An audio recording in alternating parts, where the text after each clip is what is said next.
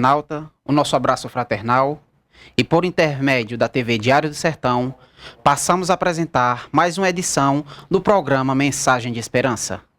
O programa Mensagem de Esperança é levado ao ar semanalmente e é de responsabilidade do Departamento de Divulgação Doutrinária do Grupo Espírita Os Sirineus do Caminho e tem como meta levar até você, amigo telenauta, mensagens de conforto, de paz e de esperança. Convidamos você, estimado telenauta, para refletirmos sobre a mensagem Paz, de autoria de Emmanuel, psicografado por Chico Xavier. Disse-lhe, pois, Jesus outra vez: Paz seja convosco. João, capítulo 20, versículo 21.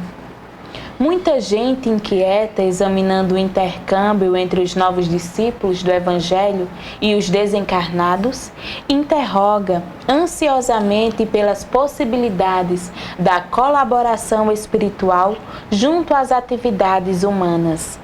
Por que razão os emissários do invisível não proporcionam descobertas sensacionais ao mundo?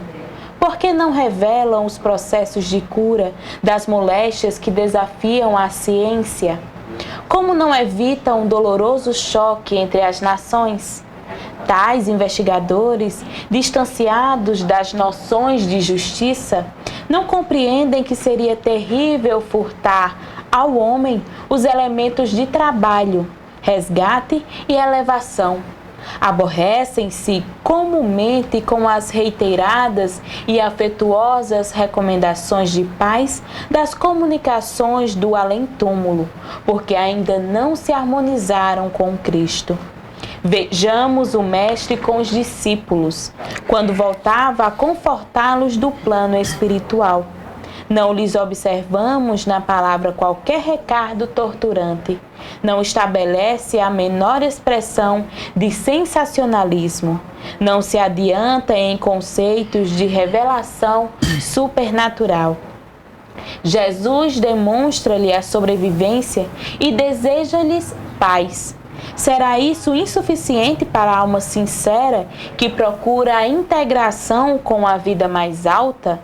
Não envolverá em si grande responsabilidade o fato de reconhecerdes a continuação da existência além da morte, na certeza de que haverá exame dos compromissos individuais?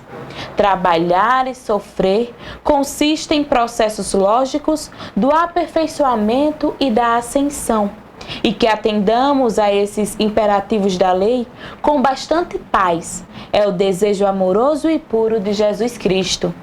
Esforcemo-nos por entender semelhantes verdades, pois existem numerosos aprendizes aguardando os grandes sinais, como os preguiçosos que respiram a sombra à espera do fogo fato do menor esforço. O editorial desta semana diz a respeito do tema evolução. Evolução e felicidade. Porque nada podemos contra a verdade senão pela verdade. Paulo, Coríntios 13, 8. Não esperavas, talvez, que expressões espetaculares te marcassem na terra os processos de vivência humana? E muitas vezes nós mesmos destacamos a disparidade entre as vitórias do raciocínio e as conquistas do sentimento. Filósofos lamentam a distância entre a ciência e o amor.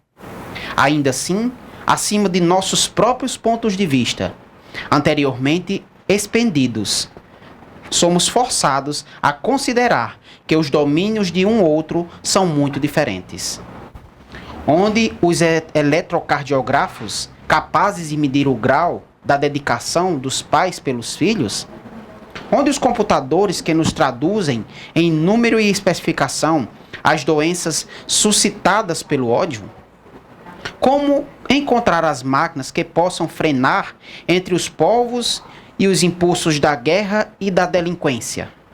Em que prodigioso supermercado adquirir exaustores das paixões que na terra, enquanto encarnados, tanta vez nos devastam a alma, inclinando-nos à loucura ou ao suicídio.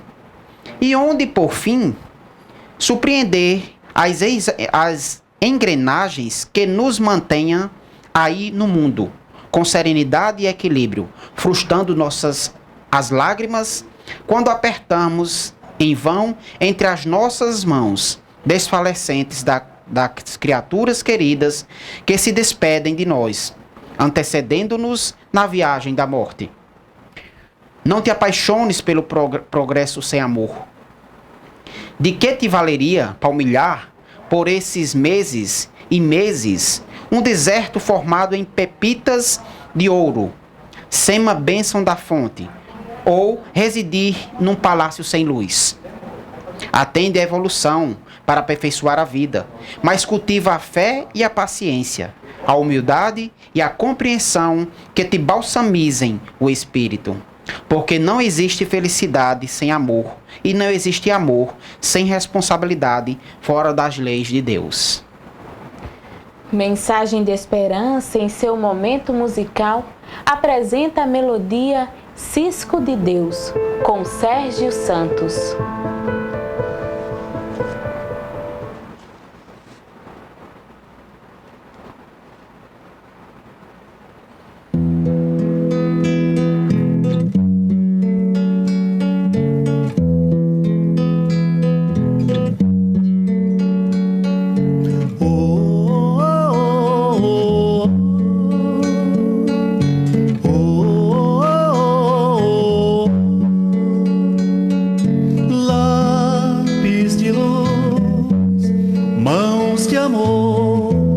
Servo de Deus, escravo do Senhor,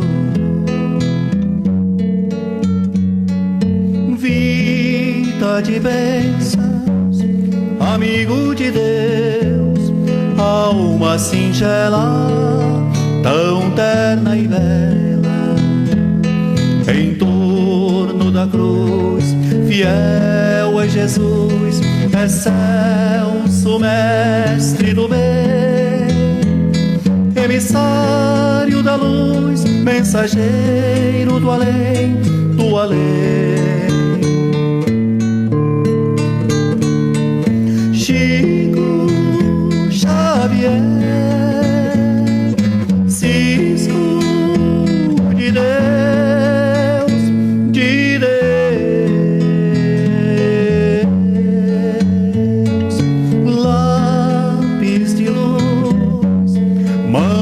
Senhor, escravo de Deus, servo do amor. Vozes do além, da verdade e do bem, falando aos seus ouvidos, a morte não existe, ante o mal luta, serve e resiste. Quem confia da felicidade não desiste. Em torno da cruz, um lápis de luz, na fé e na paz, fiel a Jesus, a Jesus. Chico Xavier, Cisco de Deus, de Deus, lápis de luz, estrelas no papel, sinais do céu, cores do céu, rumos do céu.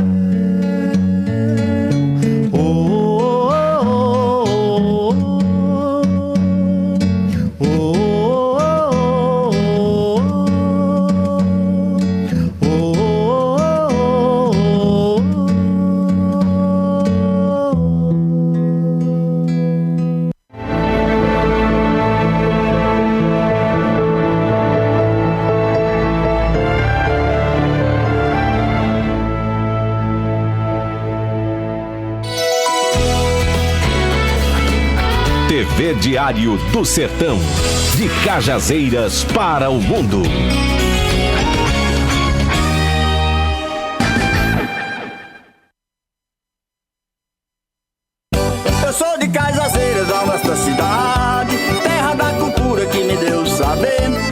Padre Rulim que nos abençoou, cidade que ensinou a Paraíba a ler. É lindo ver o Cristo de braços abertos, por quem faz tudo certo nesta vida vence. Estou muito feliz falando a verdade, eu amo esta cidade, sou cajazeirense.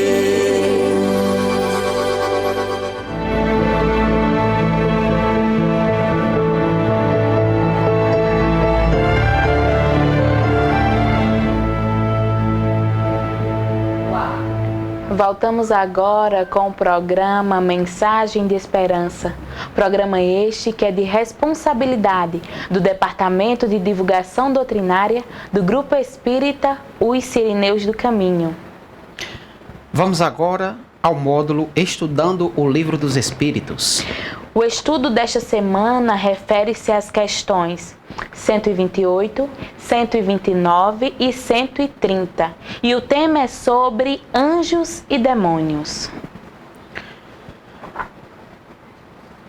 Os seres a que chamamos anjos, arcanjos, serafins, formam uma categoria especial, de natureza diferente das dos outros espíritos? Não.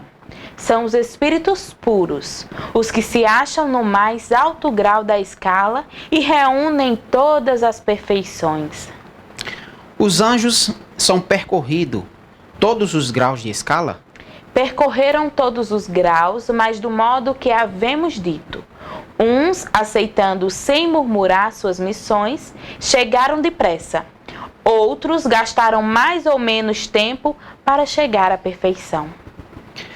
Sendo errônea a opinião dos que admitem a existência de seres criados perfeitos e superiores a todas as outras criaturas, como se explica que essa crença esteja na tradição de quase todos os povos? Fica sabendo que o mundo onde te achas não existe de toda a eternidade e que muito tempo antes que ele existisse, já havia espíritos que tinham atingido o grau supremo. Acreditaram os homens que eles eram assim desde todos os tempos.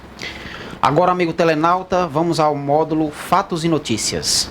Acontecimentos que foram destaque na mídia e que merecem uma reflexão espírita. E o tema desta semana é: gentileza gera tranquilidade. Pesquisa feita nos Estados Unidos, recentemente divulgada na revista especializada Psychological Clinic Essence, demonstrou que gentileza gera não só gentileza, mas também tranquilidade. Portanto, segurar a porta do elevador para alguém, oferecer um café para um colega de trabalho, ceder o assento no ônibus a um idoso, entre outros gestos do tipo, promovem bem-estar em quem pratica e impactos positivos no seu estado emocional e na saúde mental. O estudo foi conduzido por Emily Ensel, da Escola de Medicina da Universidade de Yale, que monitorou 77 adultos com idades entre 18 e 44 anos por 14 dias, avaliando seus sentimentos após atos de gentileza. Foi surpreendente como os efeitos foram consistentes em experiências diárias, afirmou Ensel. A professora de psicologia do Centro Universitário IESB de Brasília, Ana Rita Coutinho Xavier Naves, ressalta a importância da pesquisa. O estudo é muito interessante, pois faz uma relação entre dois fatos que merecem cada vez mais discussão em nossa sociedade: a diminuição nos comportamentos sociais positivos, como as gentilezas, e o aumento do estresse. A pesquisa provoca uma reflexão. A falta de contato sociais genuínos e prazerosos entre as pessoas, que pode ser uma variável que tem contribuído para o aumento no estresse da população. As informações são da reportagem Gentileza Gera Tranquilidade, divulgada no dia 19 de janeiro pelo Correio Brasiliense. A propósito do tema, Vale recordar a página Autoproteção do livro Ceifa de Luz, de edição da FEB, de Emmanuel, psicografado por Francisco Cândido Xavier.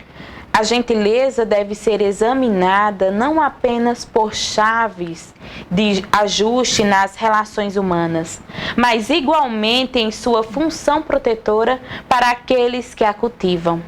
Não falamos aqui do sorriso de indiferença que paira, indefinido na face quando o sentimento está longe de colori-lo. Reportamo-nos à compreensão e, consequentemente, à tolerância e ao respeito com que somos todos chamados à garantia da paz recíproca. De quando em quando, destaquemos uma faixa de tempo para considerar quantas afeições e oportunidades preciosas temos perdido, unicamente por desatenção pequenina ou pela impaciência de um simples gesto. Quantas horas gastas com arrependimento tardio e quantas agressões vibratórias adquiridas à custa de nossas próprias observações, censuras, perguntas e respostas mal conduzidas. O que fizemos a outrem, fará a outrem a nós e por nós. Reflitamos nos temas da autoproteção, a fim de nutrir-nos ou aquecer-nos. Outros não se alimentam e nem se agasalham em nosso lugar. E, por mais nos ame, não consegue alguém substituir-nos na medicação de que estejamos necessitados. Nas questões da alma, igualmente, os reflexos da bondade e as respostas da simpatia hão de ser plantados por nós se aspirarmos à paz em nós. Vamos agora aos comerciais e voltamos já já.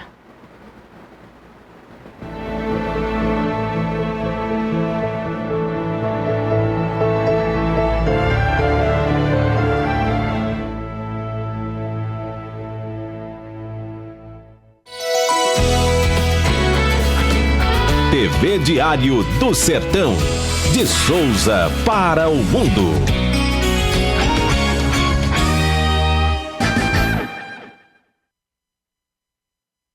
Eu sou de Cajazeiras, a nossa cidade, terra da cultura que me deu saber. Foi o Padre Rolim que nos abençoou, cidade que ensinou a Paraíba a ler. É lindo ver o Cristo de braços abertos, pois quem faz tudo certo nesta vida vence. Estou muito feliz falando a verdade, eu amo esta cidade, sou cajazeirense.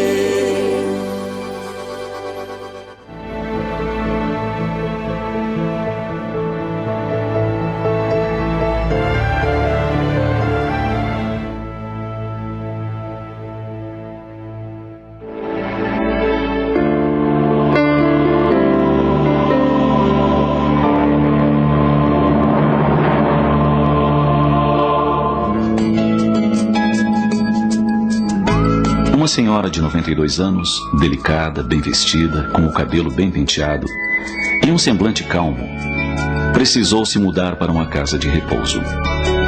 Seu marido havia falecido recentemente e a mudança se fez necessária, pois ela era deficiente visual e não havia quem pudesse ampará-la em seu lar. Uma neta dedicada a acompanhou.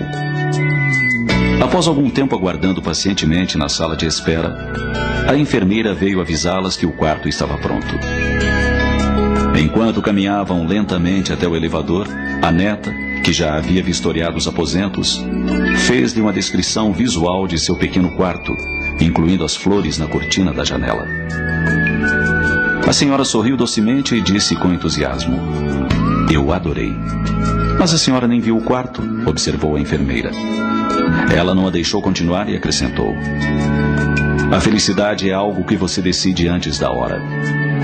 Se eu vou gostar do meu quarto ou não, não depende de como os móveis estão arranjados, e sim de como eu os arranjo em minha mente. E eu já me decidi gostar dele." E continuou: "É uma decisão que tomo a cada manhã quando acordo. Eu tenho uma escolha. Posso passar o dia na cama remoendo as dificuldades que tenho com as partes de meu corpo que não funcionam há muito tempo. Ou posso sair da cama e ser grata por mais esse dia. Cada dia é um presente. E meus olhos se abrem para um novo dia das memórias felizes que armazenei. A velhice é como uma conta no banco, minha filha, de onde você só retira o que colocou antes. A lição de uma pessoa idosa e sem a visão dos olhos físicos é de grande profundidade e contém ensinamentos valiosos. E o primeiro deles é que a felicidade é uma decisão pessoal. Depende mais da nossa disposição mental do que das circunstâncias que nos rodeiam. Cada pessoa tem na intimidade o potencial de armazenar as belezas que deseja ver em sua tela mental, ainda que ao seu redor a paisagem seja deprimente. Para isso, é preciso construir um mundo de felicidade nesse banco de lembranças que Deus ofereceu a cada um de seus filhos.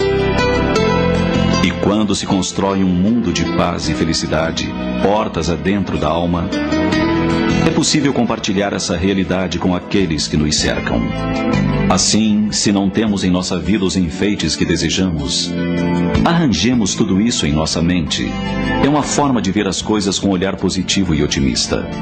Além disso, como toda criação começa na mente, é bem possível que venhamos a concretizar esse sonho alimentado na alma. Se você ainda não havia pensado nessa possibilidade, pense agora. Comece sem demora a depositar felicidade na conta do banco das suas lembranças, para poder resgatar sempre que desejar. Se você abrir a janela pela manhã e seus olhos físicos puderem ver apenas paisagens deprimentes, abra as janelas da alma e contemple um jardim em flor. Respire fundo e sinta o perfume de jasmim, de rosas e cravos. Ouça o canto dos pássaros que voam ligeiros pelo ar.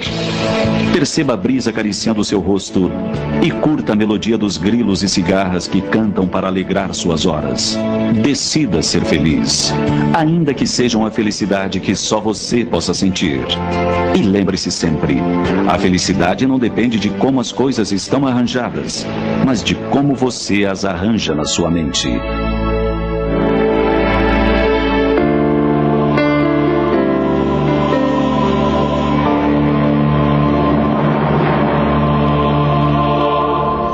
Ser feliz é uma decisão. É o título da mensagem que vimos. Ela está na primeira faixa do CD volume 9, que contém outras 15 narrativas para nossa reflexão. O Momento Espírita é uma produção da Federação Espírita do Paraná e pode ser encontrado também em livros e na internet pelo site momento.com.br.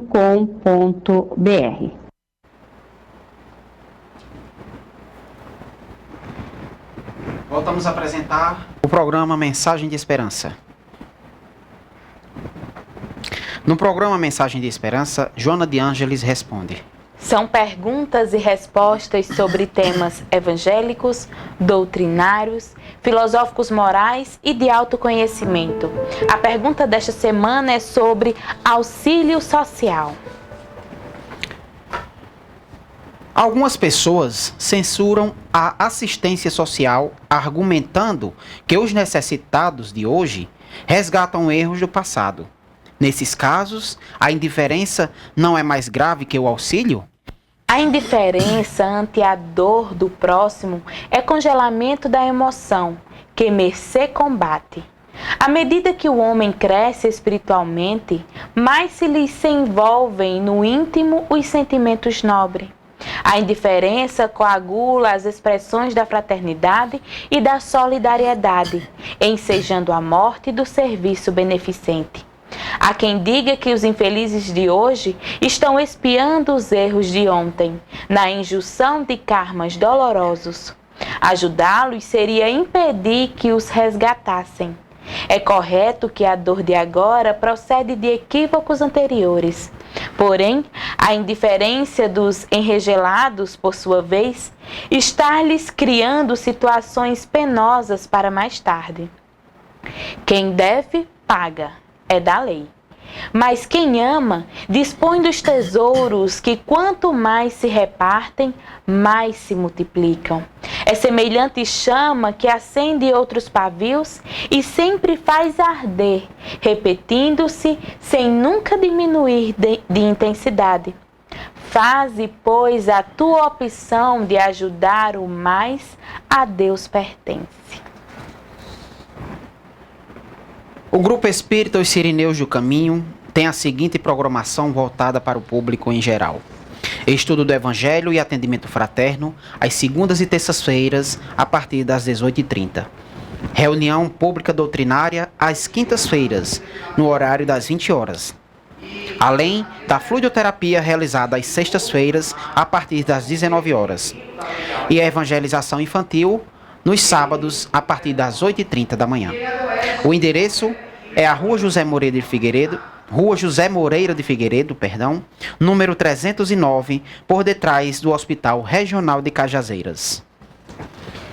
Vamos agora a Notícias do Movimento Espírita, que traz novamente como tema central Zika vírus e aborto. Segue a nota da Associação dos Médicos Espíritas sobre Zika vírus e aborto. Os que defendem a legalização do aborto encontraram na associação do aumento da microcefalia com o surto de Zika vírus uma oportunidade para retornar à discussão da liberação do aborto no Brasil. Recentemente foi noticiado que grupo liderado pela Débora Diniz, do Instituto de Bioética ANIS, prepara uma ação no STF para a liberação do aborto em casos de microcefalia. É o mesmo grupo que propôs a ação para a interrupção da gravidez de encéfalos, acatada pelo STF em 2012. A bióloga e feminista Ilana Lowy, numa entrevista para a revista Época, vê no surto do Zika vírus uma oportunidade para se debater o direito de decisão da mulher de ter ou não o bebê, como aconteceu com a epidemia de rubéola no Reino Unido. Interessante é que a rubéola hoje em dia é uma doença totalmente controlável e passível de prevenção através da vacinação, deixando de ser um risco epidêmico, usado como justificativa para a liberação do aborto na Europa. Os argumentos utilizados se baseiam na liberdade da mulher poder escolher o que é melhor para si, esquecendo que existe uma vida a qual se está negando o primeiro e mais fundamental dos direitos humanos, o direito à vida. Cabe ressaltar que os fundamentos utilizados para liberar o aborto dos fetos anencéfalos não se aplicam nesses casos. O diagnóstico da microcefalia é tardio, em torno da 28ª semana, diferentemente da anencefalia, que é feito a partir da 12ª semana de gestação. As lesões da microcefalia geralmente aparecem na ultrassonografia depois da 24ª e não são incompatíveis com vida, como no caso de anencefalia. Além disso, o diagnóstico ecográfico de lesão neurológica não é 100% seguro, já que depende da análise de um profissional passível de equívocos. Existem inúmeros relatos de erros em fetos com diagnósticos de malformações neurológicas e que nasceram perfeitamente normais. No entanto, os que argumentam em favor do aborto querem transformar o diagnóstico de microcefalia em atestado de morte para todas as crianças das mães que contraíram o Zika vírus e que optarem pela interrupção da gravidez, mesmo com possibilidades de nascerem normais ou poucas sequelas neurológicas. Com o avanço da medicina fetal e da genética médica, hoje é possível a detecção ainda no útero de várias anomalias fetais. Diversas técnicas como ultrassom morfológico, ultrassom de terceira dimensão, a biópsia dos vílos coriais, a aminocentese, a cordocentese, o desenvolvimento da técnica citogenética molecular permitem o diagnóstico intrauterino de várias doenças. O diagnóstico permite iniciar o tratamento antes do nascimento, como cirurgias intrauterinas para correções de malformações, assim como a preparação psicológica dos pais para o enfrentamento das graves anomalias. Querer selecionar apenas as crianças saudáveis, com direito à vida, é retornar à prática de eugenia, feita na Grécia Antiga e pelo nazismo, abrindo um precedente para a liberação do aborto em outros casos de microcefalia, como as causadas por hipoxia neonatal, desnutrição grave na gestão, fenilcetonúria materna, rubéola congênita na gravidez, toxoplasmose congênita na gravidez, infecção congênita por citomegalovírus, ou em doenças genéticas como síndrome de Down, síndrome de Cornélia, de Lange, síndrome de Cridicuchet, síndrome de Buchen, TAIB, síndrome de Sekel, síndrome de Smith-Lemmy, Opitz e síndrome de Edwards.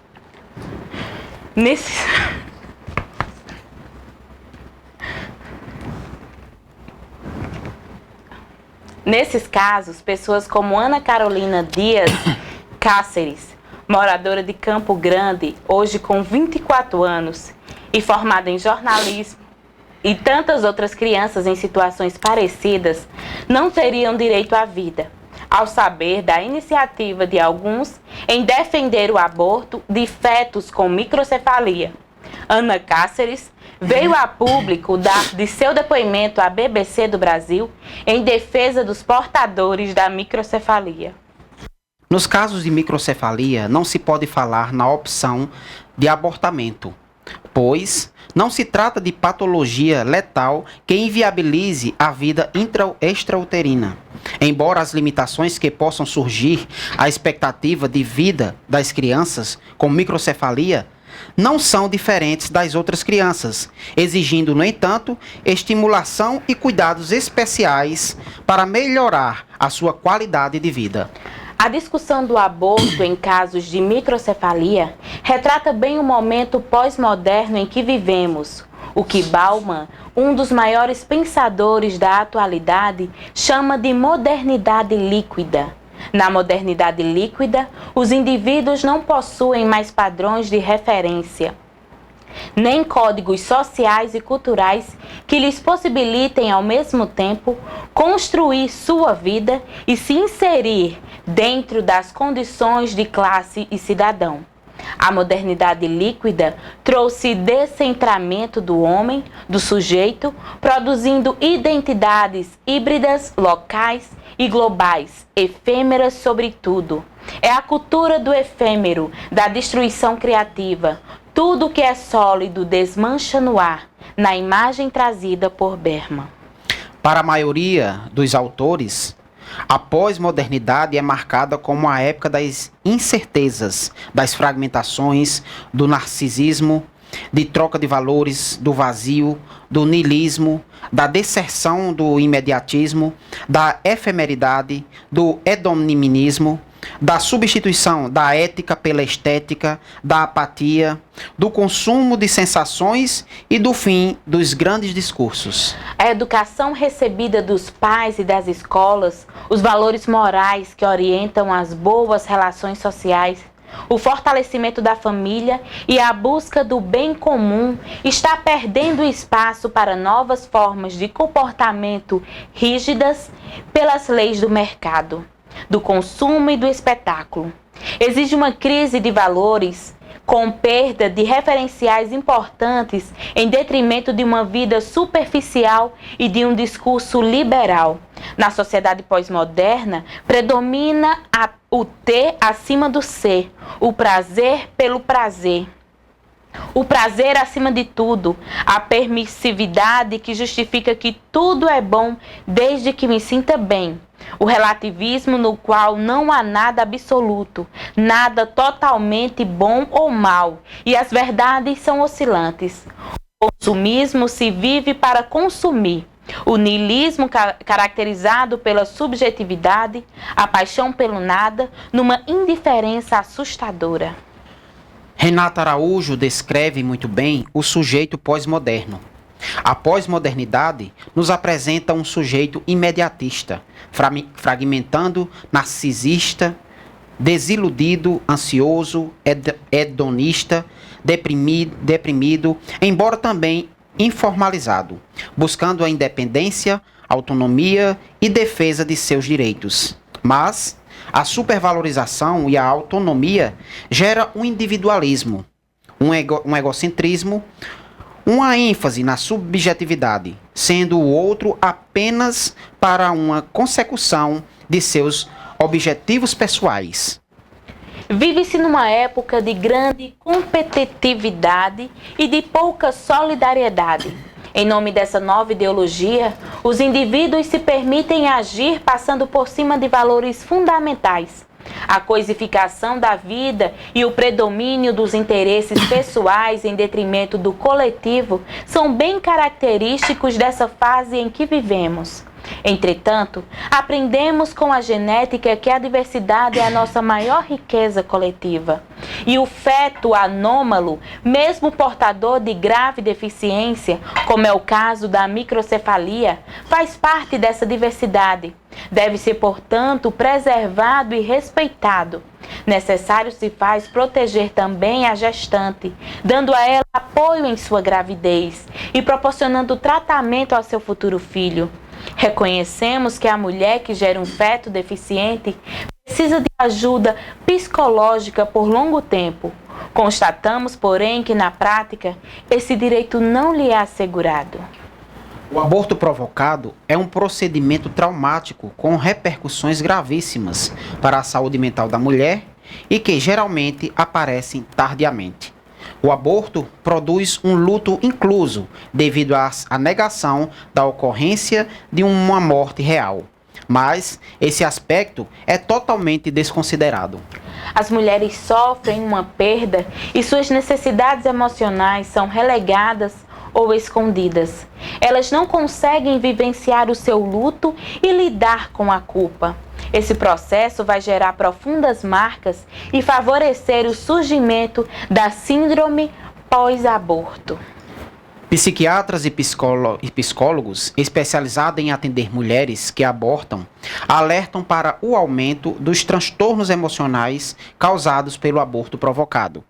Eles afirmam que os efeitos psicológicos do aborto são extremamente variados e não são determinados pela educação recebida ou pelo credo religioso. Esclarece que a reação psicológica ao aborto espontâneo e ao aborto involuntário é diferente. Está relacionado com as características de cada um desses dois eventos. O aborto espontâneo é um evento imprevisto e involuntário, enquanto o aborto provocado, interrompendo o desenvolvimento do embrião ou do feto, é extraindo-o do útero materno, contempla a responsabilidade consciente da mãe. As mulheres que se submeteram ao aborto afirmam que a culpa não é gerada de fora para dentro, infundida nelas por outras pessoas ou pela religião. Ao contrário, ela surge e cresce em seu mundo íntimo a partir do ato abortivo. Os problemas emocionais gerados pelo aborto são tão graves que em muitos países onde ele é legalizado, foram criadas pelas próprias mulheres vitimadas pelo aborto associações como a Women Exploited Abortion, Mulheres Exploradas pelo Aborto, nos Estados Unidos, e a Associação de Vítimas do Aborto, na Espanha, que orientam e alertam sobre as consequências prejudiciais do aborto. O aborto não é definitivamente uma solução fácil, como afirmam muitos, mas um grave problema, um ato agressivo que terá repercussões contínuas na vida da mulher. As consequências danosas provocadas pelo aborto à saúde mental nos países onde ele foi legalizado é tão grave como a depressão profunda que o Royal College of Psychiatrics, Associação dos Psiquiatras Britânicos e Irlandeses, alertaram que a mulher deve ser comunicada para os graves riscos emocionais que se submete caso opte pela interrupção da gravidez. Portanto, aborto nunca será uma solução. Sempre um lado ou ambos serão prejudicados. Não é dando à mulher autonomia para matar seu filho dentro de seu ventre que resolveremos os problemas sociais. Isto não passa de demagogia. É necessário investir na educação das massas para a prevenção da gravidez indesejada, mas jamais matar uma criança inocente. Os fins não podem justificar os meios. A sociedade que apela para o aborto declara-se falida em suas bases educacionais, porque dá guarida à violência no que ela tem de pior, que é a pena de morte para inocentes. Compromete, portanto, o seu projeto mais sagrado, que é a da construção da paz. A Associação Médico Espírita do Brasil reitera seu posicionamento contra qualquer forma de violência a uma nova vida que não põe em risco a vida materna e que surge aguardando o auxílio de braços fortes e sensíveis que lhe amparem em sua fragilidade. Concitamos a todos os colegas das AMES para continuarmos firmes em defesa da vida e da paz. Vamos agora para a dica de livros dessa semana, que diz respeito ao livro Saberes de Espiritualidade e Paz, de Vinícius Lima Lousada, da editora virtual O Consolador. Este livro, ora publicado pela Evoque, editora virtual O Consolador, é de autoria do educador, escritor, palestrante espírita Vinícius Lima Lousada.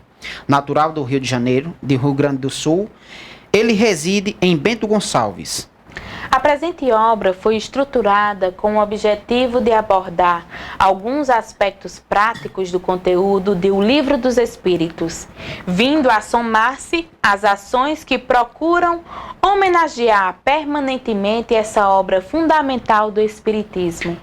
Para o autor, o Livro dos Espíritos consiste em um manancial filosófico imenso que toca as mais diversas áreas do saber humano e esclarece-nos sobre questões complexas que vêm inquietando a nossa espécie ao longo dos séculos. Em Saberes de Espiritualidade e Paz, são problematizados saberes que tratam da intricada questão da violência e sua causa profunda, da necessidade do direcionamento positivo do espírito imortal e de seu alertamento para uma vida eticamente sadia, inspirada nos ensinos de Jesus e, portanto, para a construção da paz interior, tão necessária nestes dias de transição planetária.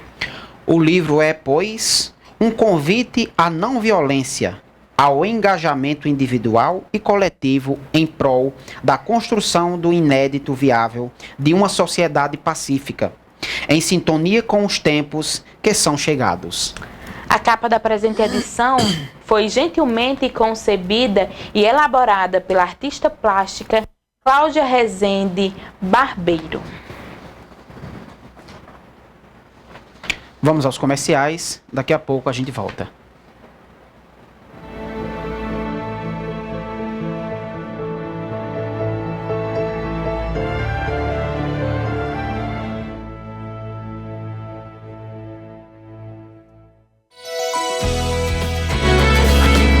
TV Diário do Sertão, de Souza para o mundo.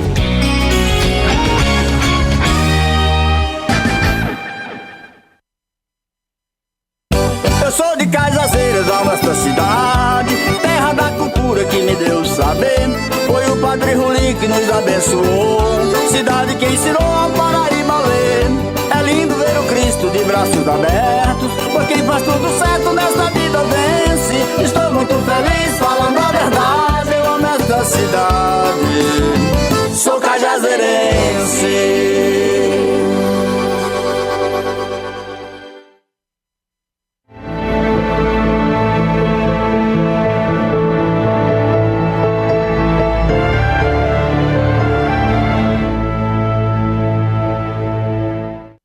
Voltamos a apresentar o programa Mensagem de Esperança. E agora, amigo telenauta, estabeleça um clima de paz e de harmonia e segurança no seu lar. Inicie hoje mesmo o estudo do Evangelho no lar. É o maior investimento que você pode proporcionar a você e a toda a sua família. Visite o Bazar da Fraternidade dos Sirineus do Caminho e adquira objetos de baixo custo e em boas condições de uso. Sua localização é na Estrada do Cocodé, por trás do Hospital Universitário Dr. Júlio Bandeira, o Hospital Infantil, e o seu funcionamento ocorre nas terças, quintas e sextas pela manhã, nas segundas, quartas e sextas à tarde e no sábado pela manhã e pela tarde. Quando despertarmos para as verdadeiras razões do viver aqui na Terra, quando nos deparamos com os problemas do destino e da dor, quando nos vemos autoquestionando valores adotados pela sociedade, dentre outras variadas reflexões, sentimos falta de ensinamentos que nos dêem um norte seguro e confiável para seguirmos adiante, rumo a dias melhores. Encerrando o programa dessa semana, desejamos muita paz e sabedoria a todos os nossos amigos telenautas. Deixaremos vocês com o quadro Vidas e Valores, que trará para a sua vida esclarecimentos diversos sobre temas do nosso cotidiano. Esperamos que vocês se deleitem com a conversação do nosso amigo, orador e escritor espírita Raul Teixeira. E o tema dessa semana é felicidade. Uma boa noite a todos e até o próximo programa.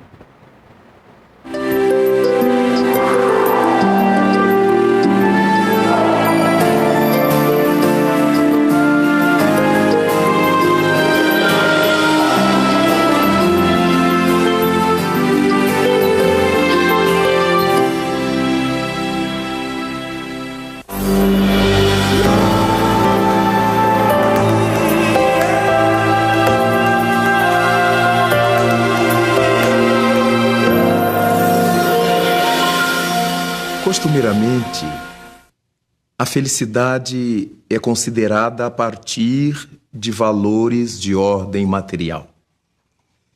É bem compreensível que assim seja no mundo em que nós vivemos.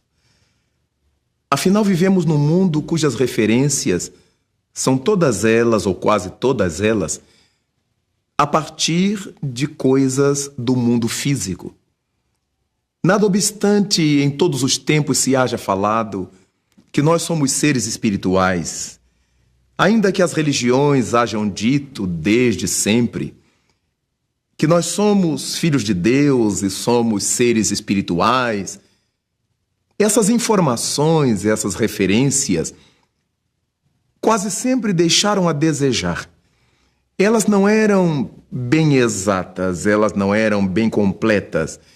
E deste modo, a humanidade passou a ter a respeito das coisas espirituais uma reflexão um tanto inadequada, porque passamos a associar o espírito a fantasmas, às almas do outro mundo, a esses seres que são forjados na mente coletiva, na mente humana, e por causa disso são fantasias que as mentes costumam criar. Sempre que se fala em alma, em espírito, se imaginam seres vestidos de lençóis brancos, ou arrastando correntes, ou uivando pelas noites, ou coisa desse gênero. Poucas vezes se pensou na realidade nossa como espíritos, em termos intelectuais, em termos mentais, em termos morais. E desse modo as referências da felicidade estão atreladas a essas questões do mundo físico. Costuma-se pensar que felicidade está vinculada às posses que a gente tenha. Muita gente imagina que só será feliz quando tiver o carro, quando tiver a casa, quando tiver dinheiro no banco, quando puder viajar, quando comprar roupas de grife, quando. Vamos sempre jogando a felicidade para patamares mais distantes. Jamais fruímos a felicidade agora, já, no momento em que estamos vivendo.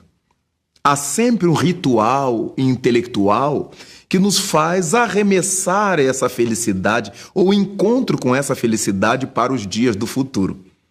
Os discursos nossos, os discursos de todos ou de quase todos, estão sempre vinculados a quando eu tiver, quando eu comprar, quando eu for. Daí então, a riqueza é uma das referências para a felicidade. No dia que o indivíduo ganhar na loteria, no dia que conseguir uma herança, no dia que ficar rico, aí então ele será feliz. Até conseguir ganhar na loteria, que dificilmente acontecerá, até o dia em que surgir-lhe uma herança, que é uma coisa quase inabordável, até o dia em que ficar rico através do seu trabalho comum, o que também é francamente muito difícil, ele não consegue ser feliz. O indivíduo não consegue ser feliz no momento em que está com as pessoas com quem está, na realidade em que vive. Então estamos sempre procrastinando, empurrando para trás, retardando a felicidade.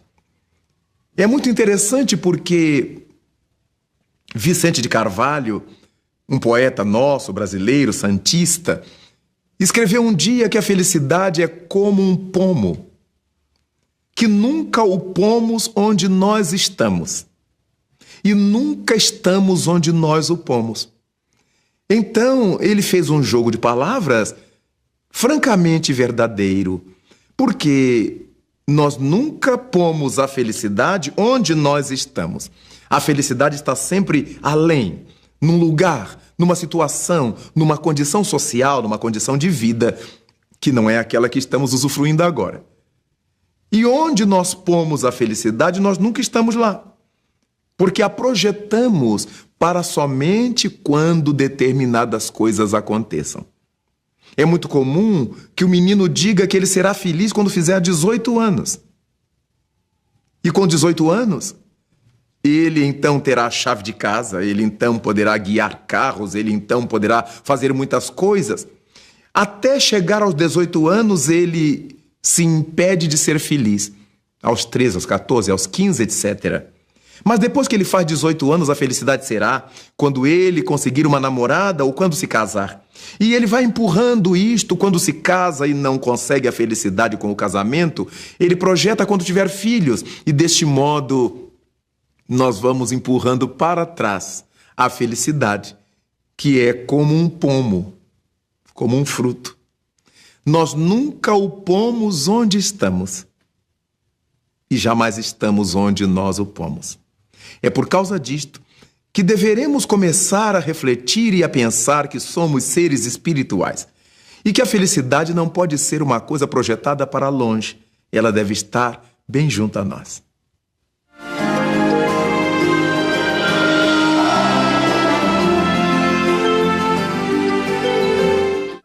O programa de rádio Momento Espírita traz mensagens de otimismo e esperança.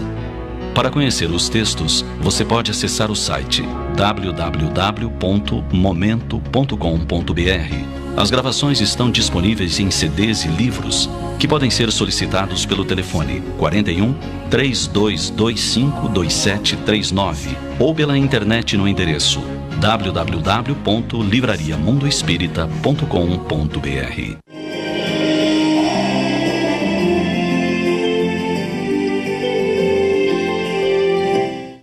É natural pensar que todo esse conforto material perseguido pelas pessoas, perseguido por nós, de fato nos dá uma gama de satisfação. Quem é que não gostaria de ter dinheiro? Quem é que não gostaria de ter uma boa posição social, econômica? Quem é que não gostaria de ser famoso, de ser conhecido, de desfrutar dessas considerações do mundo, ainda que passageiras? Poucas seriam as pessoas que responderiam que não. No entanto, a felicidade decorre da maneira como nós encaramos a vida. Sim, a felicidade tem dimensões psicológicas. Por isso visitamos muitas vezes hospitais, onde as pessoas sofrem, lugares de padecimento, de dores às vezes atrozes. E vamos visitar essas pessoas cheios de angústias com os nossos problemas cá de fora do mundo. E ao perguntar-lhes como estão, elas nos surpreendem com uma bofetada de luvas. Eu estou bem, eu estou muito bem. E nós não conseguimos entender como é que uma pessoa operada, muitas vezes esperando morrer, com uma doença incurável ou com um mal grave, possa nos dizer que está bem, tudo com ela está bem. Exatamente porque ela não está considerando o seu estado de felicidade a partir do corpo físico. Embora o corpo físico também faça parte da nossa felicidade, ou deva fazer, mas ela já está além dessa consideração material. Porque é o modo como a gente vive por dentro que estabelece como é que vamos considerar a vida de fora. Como Cristo disse que o reino dos céus não tem aparências exteriores, está dentro de cada um de nós, é verdade que muitas vezes nós, ainda que passemos apertos materiais, carregamos uma certa satisfação interna, não por passar dificuldades, isso seria masoquismo, mas pela maturidade com que nós passamos essas dificuldades. Daí encontrarmos pessoas pobres, contentes, e acharmos pessoas ricas, desgraçadas. É por isso que nós, ao pensarmos na felicidade como uma dimensão psicológica, uma dimensão psíquica, uma dimensão espiritual, verificamos que muitas pessoas que vivem dificuldades materiais conseguem extrair dessa dificuldade alegrias íntimas, alegrias para a sua vida, capazes de causar inveja a muita gente rica. É por isso que muita gente rica, nada obstante tenha muito dinheiro, tenha posição social, tenha todas as facilidades, vive infeliz. No meio dos ricos, quantas vezes achamos suicídios incompreensíveis a princípio? Porque as pessoas dizem, mas tinha tudo. Tinha poder, tinha riqueza, tinha beleza, mas não tinha harmonia íntima. Muitas vezes não tinha objetivo de vida. Então a saída para esses indivíduos foi a tentativa de se autodestruir. Encontramos muitas vezes nos meios ricos homicídios. Mas como? Pessoas às quais não faltava nada. Pelo menos na suposição do vulgo, faltava-lhes quase sempre o essencial: a harmonia interior. A felicidade nasce dessa harmonia. Quantas vezes achamos no meio de gente rica a prostituição de todos os sentidos? A prostituição dos costumes, a prostituição sexual. Encontramos a drogadição no meio de gente que pode pagar caro pelas doses de cocaína, de heroína e de tudo mais que infelicita a vida. Nós podemos garantir, sim, como estabelece o brocardo popular, que o dinheiro, a fortuna material, não traz a felicidade. Indubitavelmente ajuda no conforto, ajuda na harmonia material, mas não resolve os nossos enigmas da alma. Desse modo, a felicidade vai sempre depender da nossa visão de mundo, da maturidade com que nós experimentamos o mundo. Se eu estou no mundo como quem se acha numa penitenciária, a minha vida será imensamente um tormento, uma infelicidade. Se eu estiver no mundo como quem se acha numa escola, eu farei das dificuldades elementos de progresso, de crescimento, de harmonia. Se eu me sentir na terra como quem está num lar, eu entenderei que todas as dificuldades são-me necessárias para que eu as supere, porque eu estou rodeado de irmãos, de criaturas com as quais eu posso interagir positivamente. A felicidade não é, de fato, uma regalia deste mundo. Ela está dentro de nós. É por isto que Allan Kardec perguntou se no mundo se poderia experimentar a felicidade no grau maior.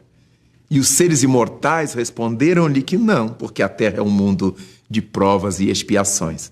No entanto, poderemos ser tão felizes quanto a Terra permite que sejamos. Vamos buscar essa felicidade maior que o mundo nos enseja.